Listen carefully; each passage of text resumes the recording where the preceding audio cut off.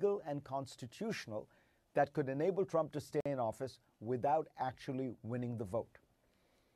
The system of electing the president is complicated because it was not designed to be directly democratic. The Constitution calls for states to choose the presidential electors, who in turn gather to vote for the president. Over time, states have passed laws that ensured their state's popular vote for the presidency would determine the electors. But those are laws, not a constitutional obligation. Now, imagine the scenario during election week. Trump is leading on November 3rd, but Joe Biden pulls ahead in the days following.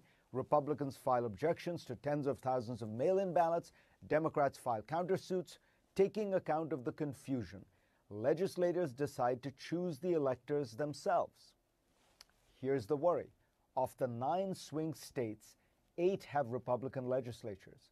If one or more decide that balloting is chaotic and marred by irregularities, they could send what they regard as the legitimate slate of electors, which would be Republican. Democrats may object and file lawsuits. In some of those states, Democratic governors or secretaries of state could send their own slates of electors to Washington. That would add to the confusion, but that might well be part of the Republican plan. Because you see, when Congress convenes on January 6th to tally the electors' votes, there would be challenges to the legitimacy of some electors. It's possible congressional Republicans could decide that disputed states should simply not be counted. Suppose in this scenario, Michigan's votes are invalidated.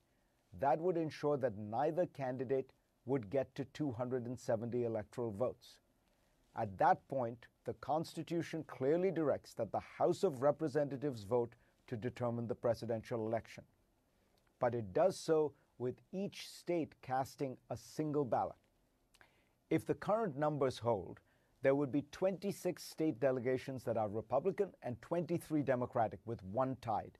So the outcome would be to re-elect Donald Trump. Trump doesn't need to do anything other than to simply accept this outcome, which is constitutional.